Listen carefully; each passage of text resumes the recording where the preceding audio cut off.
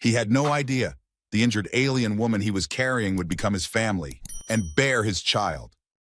The snow didn't fall. It devoured. It had no mercy. Just white silence, the kind that erased sound, shape, time, everything. Out here, in the high passes of Terra Luna 7, it wasn't the cold that killed. It was the forgetting. Leroy adjusted the stabilizers on the snow crawler's control panel, knuckles stiff inside his insulated gloves. The crawler groaned beneath him, the treads grinding against the crusted ice. The storm had turned mean over the last hour, wind screaming against the hull, sensors blinking erratic green across the dash. Visibility, under 5 meters. Temperature, fatal, in under 15 minutes. Delivery ETA, irrelevant. He hadn't spoken in 3 days. No one to talk to, no one expecting him. He liked it that way. Solitude used to scare him. Now it was just quiet, a kind of numbness he'd grown used to, like an old scar that no longer hurt but still itched when it rained. The crawler rocked over a buried ridge, jarring his back against the seat. Then the scanner pinged. He glanced at it lazily. Probably just a drifting animal or thermal reflection. This region had wild fluctuations. Biosign detected, weak, faint heat signature, no comms ID. Leroy frowned, leaned forward. Location, 92 meters northwest, just over a ravine bend. Could be junk data. Could be a corpse. Could be. The scanner blinked again. He exhaled, slow and annoyed. Damn it. He didn't want to care. Didn't want to veer off course for a blip that probably wasn't even alive. People die out here all the time. The snow takes them, and no one remembers. That was the rule. That's how he'd lived this long. But his hands were already moving. He powered down the crawler's engine, grabbed his coat from the hook, and swung the door open into the storm. The wind slapped him in the face, stinging and sharp. His breath hitched as the cold knifed under his collar. Each step crunched and slid as he trudged into the white, guided only by the handheld tracker and instinct. He found the wreckage half buried in snowdrift, a small skimmer, civilian class, one wing sheared off, its hull scarred by fire and fractured ice. It had gone down hard. Leroy swept his light across the wreck, snowflakes dancing in the beam. Then, movement, a shadow tucked beneath a collapsed panel. He crouched. It wasn't a shadow. It was a woman, skin, blue, no, deeper, the shade of ocean under starlight. Her hair was long, tangled, impossibly white against the dark folds of her torn wrap. She was curled into herself, half covered in frost, one arm twisted unnaturally across her torso. She was shaking, still alive. Hey! Leroy's voice sounded strange in the storm, half-eaten by wind. Can you hear me? Her eyes opened, not fully, just a slit, but it was enough. They glowed, faintly gold like light behind thin silk, and they focused on him, not aimlessly, not unconscious, awake. She didn't flinch, but she didn't move either. Like a trapped animal, frozen not by the cold, but by the fear of what came next. He swallowed hard. She wasn't human. Morellian, maybe? He couldn't be sure. It had been years since he'd seen one up close, and he'd never seen one this close. He didn't know what she was, who she was, what danger she might bring. He only knew she was dying. I'm not here to hurt you, he said, quieter now, more for himself than her. You're freezing. She blinked, slowly. Snow clung to her lashes like dusted glass.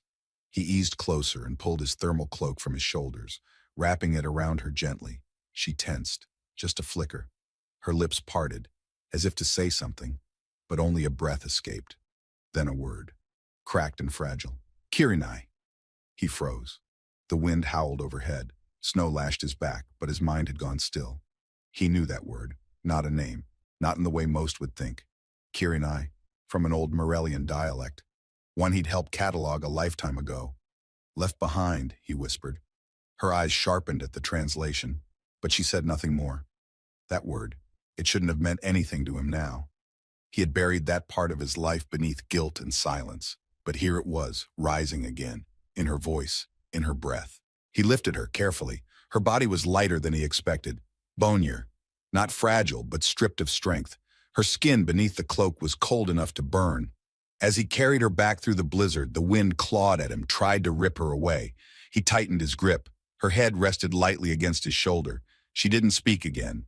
He didn't know what she was or what she'd been through, but he couldn't leave her. Not again. The interior of the crawler was barely warmer than the storm, but at least it didn't scream. Leroy laid her gently across the padded bench behind the console. Her lips were blue. The tremors in her limbs had grown erratic. He opened the med compartment, slotted a warming patch against her chest, and applied sealant to the worst lacerations. She winced at the cold foam. A soft sound escaped her, a strangled breath. He paused, looked at her face, at the tiny furrow between her brows.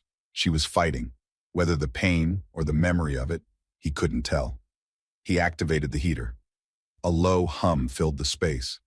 Dim orange light flickered across the cramped walls. Her eyes remained half-lidded, tracking him faintly. "You're safe," he said, not expecting a response, just saying it aloud, no reaction. He sat across from her, elbows on knees, watching. He remembered building a lexicon of her kind's root languages years ago, before the war, before the mistake. Now, the dialect she'd used, Kirinai, rattled in his brain like a bell struck in the dark. He hadn't heard it spoken in 7 years, and now it came from the lips of a woman half frozen and wrapped in his cloak. He didn't ask questions, didn't press. When they reached the outpost 2 hours later, she was awake, barely.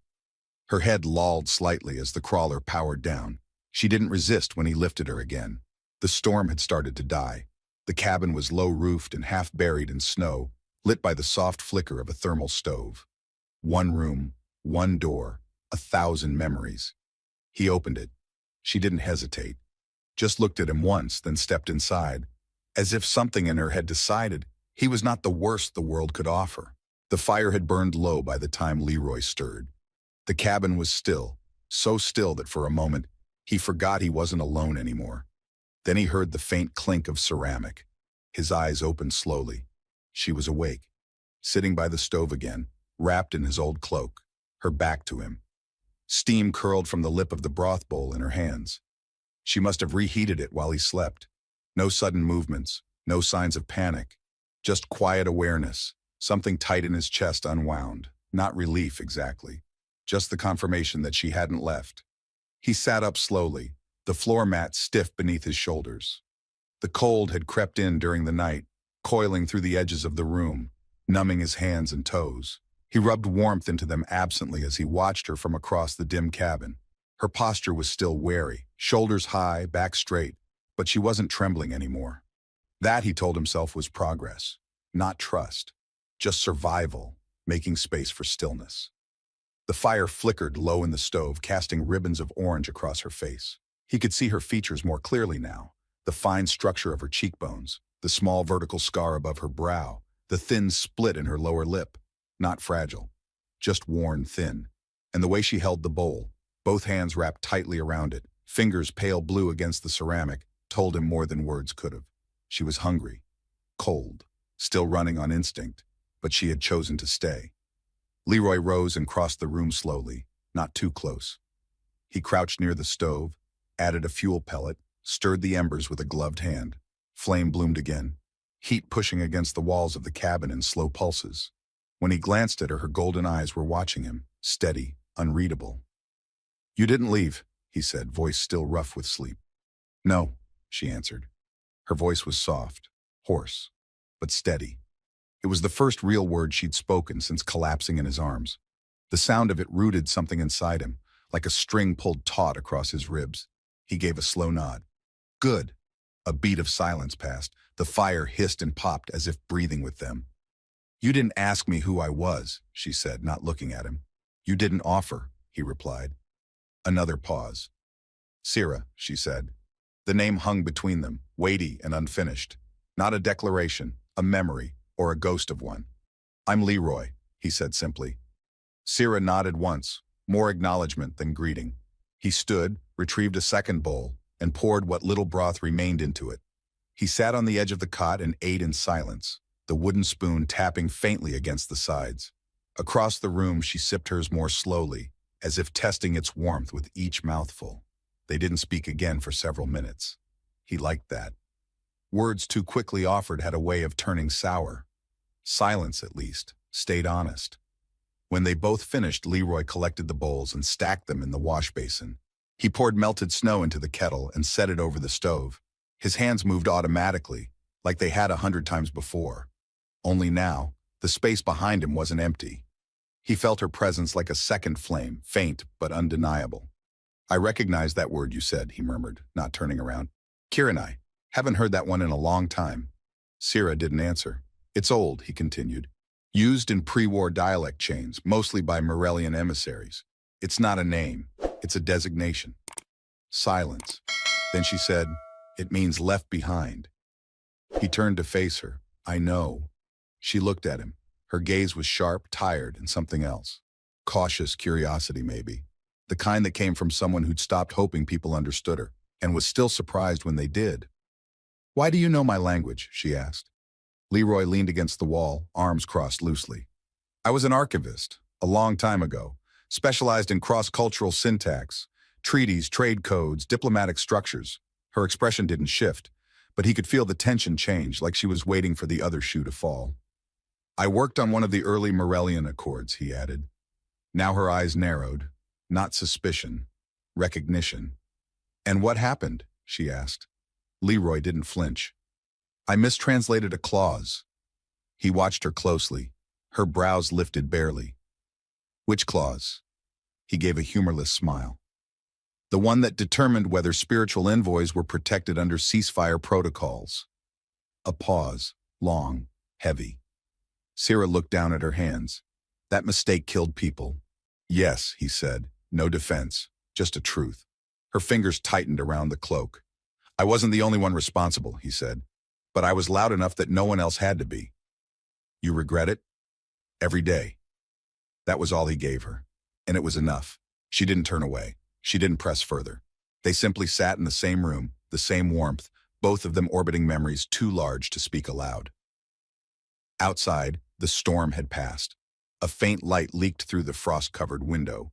Early morning sun filtered by clouds and cold. The silence of the snowfield beyond stretched endlessly in all directions. Sira stood slowly, testing her weight. She didn't fall. She moved toward the window with careful bare feet and stood there, watching the empty white world without flinching. He let her. She didn't ask where they were, didn't ask how far from help or how long she'd been unconscious. Maybe she already knew, or maybe none of it mattered anymore. "You were shot down," Leroy said. "Skimmer took a direct hit. No beacon, no tag. If I hadn't been passing that ridge..." He trailed off. She didn't look at him. "They knew I would survive the crash. It wasn't a guess. They wanted the cold to finish what they didn't." Her voice didn't shake, but something in it cracked slightly around the edges, like thin ice underfoot. He moved toward the stove, poured hot water into a mug, dropped in a rationed measure of stimulant bark. The steam rose between them like breath. He held it out to her. She turned slowly, met his gaze, then accepted it without a word. Her fingers brushed his, only for a second. But they both noticed. Her hands were no longer ice. "Why did you help me?" she asked. He sat back against the table, the fire behind him painting shadows on the wall. "I didn't think about it," he said. Sira tilted her head. "That's not an answer." "No," he agreed, "but it's the truth." She took a sip of the tea, closed her eyes, exhaled. It was the first time he saw her relax, even a fraction. Her shoulders dropped half an inch, her fingers loosened, her breath slowed. And just for that moment, she looked less like a survivor, and more like a woman. Still scarred, still wary, but present. He didn't speak again. She didn't ask more questions. But when she sat beside the fire that night, she moved a little closer than the night before. The snow eased up overnight, leaving behind a hushed, pale stillness. Morning filtered in through the frost-covered window, a soft, blue-tinged light that brightened the cabin just enough to see without switching on the wall lamp. Outside, everything had been reset. Footsteps buried, skimmer wreckage blanketed, and the storm's violence erased like it had never happened. Inside, the fire was burning steady. Leroy sat at the narrow workbench near the back wall, tools spread out in ordered rows, the same way he arranged his thoughts. He was repairing the damaged thermoreg module from the skimmer's crash site, something to keep his hands busy. Sira was by the stove again, knees drawn up, quietly tracing a fingertip through the layer of condensation forming on the inside of the window pane. Neither of them had said much since the night before. But something had shifted. She was no longer pressed against the wall like she expected to be thrown out. And he had started brewing enough tea for two without asking. That was their rhythm now. Quiet movements, shared heat, and unspoken truths. She broke the silence first. "That scar," she said, her voice low and even. "On your left hand, that wasn't frostbite." Leroy glanced down. It was a thin white line that curved over the back of his knuckles, almost clean if not for the jagged hook at the end. "Shattered ceramic," he replied, not looking up. "A translator's tablet, thrown at me. I was slower than I should have been." She gave a quiet nod, eyes still on the window. "You didn't raise your hands to block it?" "I did. That's why it hit the left one instead of my face." A brief silence passed. Then, unexpectedly, her voice softened. "They didn't want to hear the truth. They wanted someone to blame, and I was accessible." Sierra didn't reply, but the angle of her shoulders shifted. Not exactly sympathy, but understanding maybe. "They told us humans couldn't grasp spiritual implication," she said after a moment, "that your minds were bound by logic, not resonance." He gave a dry smile. "Some of us believe the same about you." Another pause. Then she said, "You still tried." "I did. And failed." Leroy finally looked at her. "So did everyone." Her gaze lingered on him for a moment longer before turning back to the window. Outside, the horizon stretched wide and blank, the sky thick with low clouds. The kind of view that made you forget the rest of the world existed. She touched her chest lightly with 2 fingers, right over her collarbone. Not a gesture of pain, but remembrance. He watched her closely. "That word you knew," she said. "Kirinai. It wasn't just dialect." Leroy nodded. Number it was ceremonial. Emissary class. Sierra turned slowly. "I was one," she said. "Before the ships burned." He didn't speak. She continued, voice flat but steady. "When we were evacuated, I wasn't listed. Our order had already been disbanded. I was told to stay behind and clean up what I'd helped cause." He winced slightly at that. He knew the tone she was quoting. He'd heard it from enough politicians and corporate reps over the years to recognize it even now. Righteous cruelty, polished in sterile language. "They left you," he said. "They erased me." Leroy didn't reach out. He didn't offer pity. He just nodded once, like someone receiving a truth too old to console. She shifted toward the stove, warming her hands. "When the skimmer went down, I thought it was a mistake, just bad luck. But when I saw the power signature, it wasn't random. Someone knew I was still alive, and they made sure I wouldn't be for long. That's why there was no ID tag, no beacon." She nodded. Leroy sat back against the wall. "So they made you a ghost before the snow even started?" "Yes." He thought about that for a long moment, then asked, "Do you want to stay a ghost?" Her expression didn't change immediately, but he saw something flicker behind her eyes. Uncertainty, sharp and brief, like a shadow crossing firelight. "I haven't decided," she said. That, more than anything, told him she wasn't as broken as she looked. And maybe neither was he. Later that afternoon, they shared a meal, a proper one this time. He had a small stash of preserved tubers and dehydrated roots, and she helped him cook. She didn't speak, but she moved with quiet efficiency, her hands sure but not rushed. It was the first time they'd done anything side by side. At one point, her sleeve fell back, revealing a thin series of marks burned into the inside of her forearm. Tiny, precise, ritualistic, not decorative. He said nothing, but she noticed him noticing. "Name bindings," she said quietly, "for the ones I carried, the ones who trusted me." He nodded. "You still carry them?" "Always." The way she said it left no room for sentiment. It was duty, not grief. That evening she sat closer to the fire than usual. Not beside him, but no longer across the room. They drank in silence, the kind that didn't need filling. Outside, the wind started to rise again, brushing against the cabin walls like a reminder. He caught her watching him once, just briefly. Her gaze was steady, not cold, not warm, measuring. "You sleep with your boots within reach," she said. He blinked. "Habit." "Still waiting to run?" "No," he said. "I think I just forgot how not to." A small pause. "I used to sleep in doorways," she murmured. "Easier to move, harder to trap." He glanced at her. "I won't lock the door." "I know," she said, "but I might."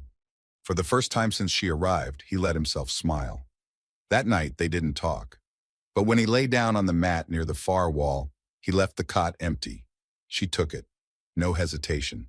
No question. Before he drifted off, he turned his head slightly and saw her curled on her side, one hand resting near the edge of the blanket, not clutching it, just there, open. He stared at that hand for a long time, then he closed his eyes and slept. The storm didn't come back, but the cold lingered. It clung to the walls like memory, thin, sharp, and constant. The cabin groaned under a quiet weight, as if the snow itself had settled in to listen. Leroy was at the stove early. He hadn't slept much, not because he was restless, but because sleep felt too much like forgetting, and he couldn't afford that right now. Not with her here, not with the way things were shifting between them in the quiet. Sierra was still on the cot, eyes closed, her breathing deep and even. She hadn't spoken when she lay down the night before, just climbed in and turned her back to him. But she hadn't locked the door. That, to him, was the real sentence spoken in silence. He poured hot water into the basin, dipped the cloth, and wiped down the table with slow, even motions. He wasn't trying to clean. He just needed to do something with his hands. The rhythm helped. It gave him space to think without spiraling. Behind him, the cot creaked. He didn't turn. Let her wake on her own time. When he finally did glance back, she was sitting upright, hair falling in pale strands around her face. Her posture was rigid, but her eyes weren't guarded the way they had been. There was fatigue in them, but no panic. "I boiled more water," he said, gesturing to the basin. "You can wash if you want." She didn't respond, just slipped out of the blankets and padded over, barefoot. Her steps were quiet, measured. She reached for the cloth without asking. He moved aside. Leroy didn't watch her wash, just turned back to the stove and tended the kettle. But he listened, to the sound of water wrung from cloth, to the occasional sharp breath she took when cold touched raw skin. It wasn't voyeurism, it was awareness. She was here, and for the first time since he'd pulled her from the wreck, she was actively choosing her next action. When she finished, she didn't return to the cot. She sat at the small bench opposite him and held the mug he handed her. No words passed between them, but she didn't look away this time. Steam curled between them, quiet and warm. "You said you were an emissary," Leroy said finally, his voice low. "Is that a political role or something else?" She tilted her head, thinking. "Closer to a witness," she answered. "We observed the sacred laws, memorized them, carried them when others forgot." He nodded. "Like living records." "Exactly. And they disbanded your order?" "No," she said quietly. "They erased us." He didn't press further. He didn't need to. The way she held the mug, like it anchored her, was answer enough. Minutes passed. The cabin settled into its usual silence, broken only by the soft tick of the stove. "You knew language once," she said suddenly. Leroy looked up. "You still do," she added. "But not just words, meaning." He wasn't sure how to respond, so he nodded. "I listened to the way you said Kiranai," she continued. "You said it like you'd carried it before." He exhaled slowly. "I think I have, in pieces."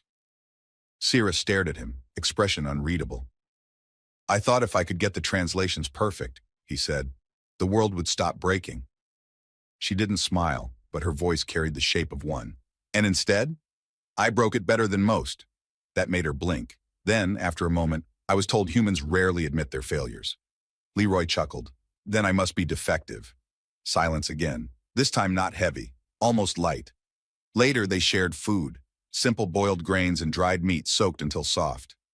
She ate slowly now, no longer rushing, no longer ravenous, just deliberate, quiet bites like she was rediscovering what it meant to feed herself without urgency. "Do you remember the day it happened?" he asked, not looking at her. She didn't answer immediately. Then, the sky was white. The ships lifted off and we stood on the landing tier, watching them fade. We were told another wave would come for the rest of us.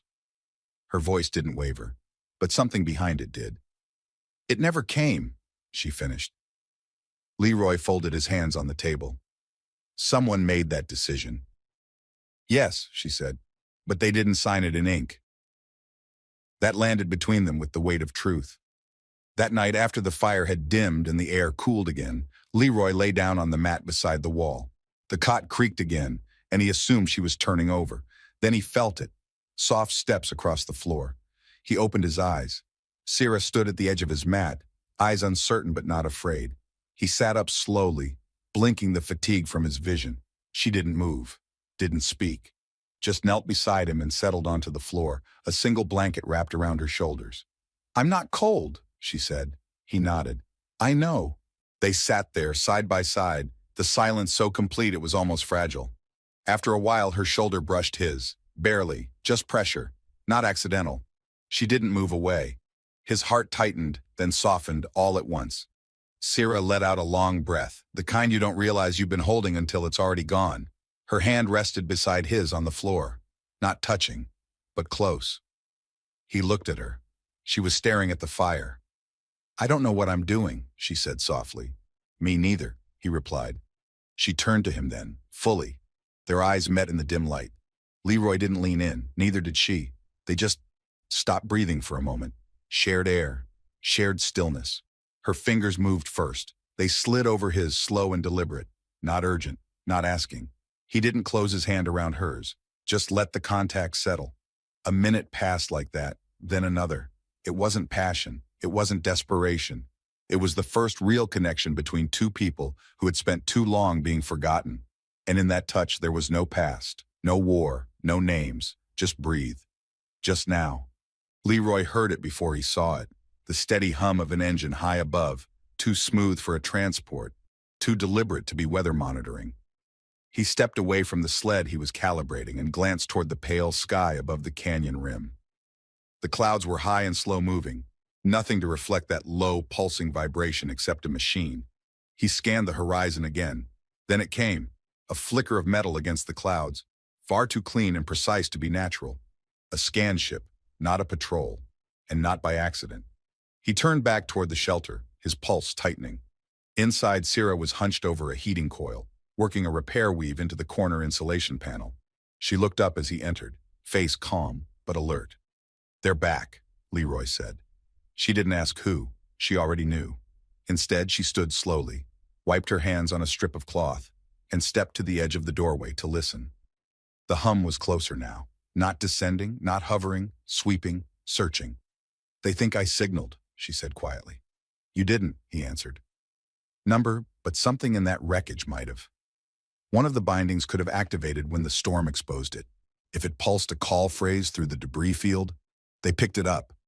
They'll assume I'm alive, or worse, remembered." Leroy looked at her. "You were part of a spiritual order. If the language you carried resurfaced, that's not a body they want someone to find." Her mouth tightened. "Dead was clean, but if I'm alive, they'll need to correct that before someone questions the record." "They're not here to extract," he said, stepping toward the far corner of the shelter where he kept the old comm case. "They're here to make it final." She didn't argue. Her silence said enough. Leroy pulled the terminal out, brushing dust from the weather screen. He'd packed it more from instinct than hope, but now, for the first time in years, it had purpose. "I might have a way to stall them," he said. Sierra watched him. "Using what?" "Old treaty architecture. Some of the clauses I helped build before the collapse are still buried in the federal records, obsolete on paper, but not deleted. You think they'll care?" "Number. But if I say the right words in the right order, they'll hesitate long enough not to act." She stepped closer, her voice low. "And if they don't hesitate?" Leroy looked up at her. "Then we run." He powered on the unit, and the interface blinked to life. Old fonts, sluggish processing, but functional. His fingers moved faster than he remembered, muscle memory rising from a part of him he'd buried with his credentials. Outside, the ship's hum passed directly overhead. The cabin darkened for a breath as its shadow swept across the canyon. Sierra stood near the wall, silent still. She didn't flinch. She just waited. The comm crackled. A male voice filtered through, flat and official. "Unregistered structure. This is Norix Corporate Scan Class Vesper. We've detected Morellian-coded transmissions originating from your zone. You are in breach of extranational isolation protocol. 4B Leroy, pressed transmit." "This is Leroy Vance, civilian contractor. My zone is not under Norix jurisdiction. My guest is a spiritual envoy protected under Treaty 246A, Subclause 90A. Pause. He could almost hear them digging into their systems, trying to find it. Maybe they wouldn't. Maybe the clause didn't even appear on their operating interface. That didn't matter. The threat was the message. "Spiritual envoy protocols were decommissioned after the Morellian withdrawal," the voice responded. No such clause applies. Leroy kept his voice calm. That clause was never repealed, only archived. It still holds under diplomatic retention statutes. If you proceed with engagement, I will initiate a federal override and submit proof of sanctuary violation. Another pause. He turned toward Sierra. She hadn't moved. Then the voice returned, less rigid, more cautious. You are advised to remain indoors. Remote scans will continue. No retrieval team will deploy. And just like that, the signal cut. No threat, no apology. Just quiet compliance wrapped in corporate fear. Leroy let out a breath and powered the unit down. They're not sure, he said. That's enough for now. Sierra stepped away from the wall. It won't last.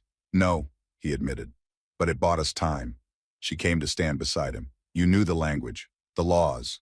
You knew exactly what to say. I helped write it, he said softly. Before the war started, before they twisted the meanings. I thought if I could define the words clearly enough, we could avoid killing each other. And instead, she asked, they weaponized the punctuation. Sierra didn't reply immediately, then quietly. That wasn't just protocol back there. That was a defense. You were protecting me. Leroy looked at her. I still am. Their eyes met. And in the silence, the cabin's stillness deepened, not with tension, but something else. A shift, a quiet, mutual understanding. The moment felt bigger than it looked. Neither of them moved.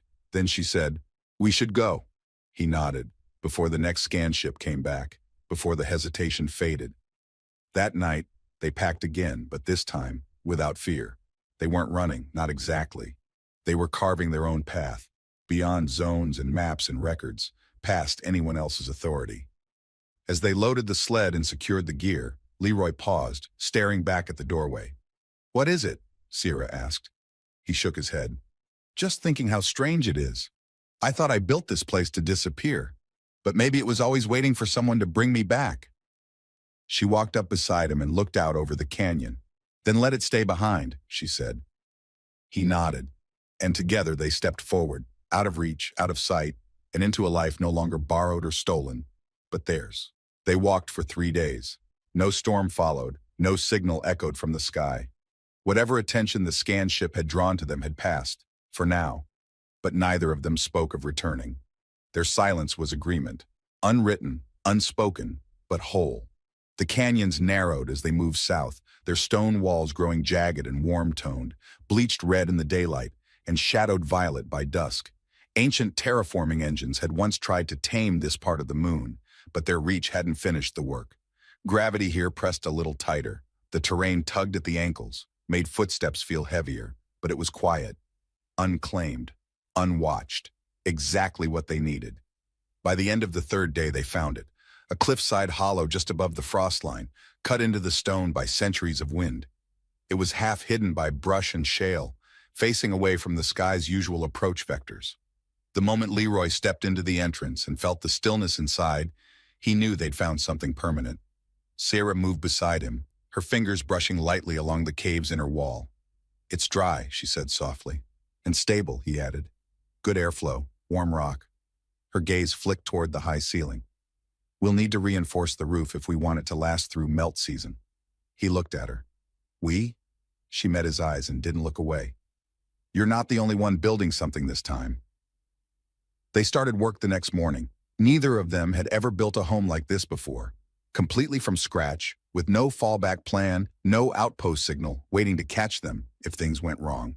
It wasn't elegant, but it was deliberate. Every beam laid, every stone braced, every corner insulated was a piece of a promise they didn't say out loud. Sierra was the first to clear the rubble pile near the entrance. She moved efficiently, her hands wrapped in old cloth to keep from splitting her palms. She didn't complain about the weight, or the cold, or the blisters. When her breath caught in her chest, she turned her face away until it passed. Leroy reinforced the stove, sealing the chimney line through the natural crack in the cliff face. He carved small channels in the floor to redirect meltwater. When the doorframe was built, he installed it crooked the first time. Sierra watched him mutter through his teeth as he took it apart and realigned it. Better this time, she said simply when it held. By the end of the first week, the shelter had shape. By the end of the second, it had rhythm. They collected water each morning from a nearby spring that rose through a mineral well. They hung insulation sheets stitched from thermal blankets along the inside walls. She dried herbs over the stove. He built storage compartments beneath the floorboards. They moved together without needing to speak. Sometimes they did anyway. One evening, as the fire warmed the hollow and the walls cast soft, swaying shadows, Syrah sat cross-legged beside the stove. She held a small piece of wood in her lap, a weathered plank from the outpost cabin, scavenged and saved. Leroy saw her carving something into it, slow and careful. "You ever learn to write in standard?" he asked. She didn't stop carving. "Enough to read it, enough to know when someone's using it as a weapon." He smirked faintly. "Then you speak it better than most." She looked up, her expression gentler than usual. "What would you call this place if it were yours?" He leaned back against the wall, arms folded. "South of the sky," he said after a moment. "Everything after the storm started here." Syrah nodded, approving. "It fits." She turned the wooden plate in her hands. The symbol carved into it was neither hers nor his. Something new, an arch intersected by a broken line circling back into itself. "What does it mean?" he asked. She placed it over the door frame, hands lingering a moment longer than necessary. "It means chosen shelter. Not given, not found, chosen." He didn't speak. He didn't need to. That night, as wind curled through the canyon like distant breath, they sat side by the fire. She rested her head lightly on his shoulder for the first time, and he didn't tense, didn't flinch, just leaned a little closer.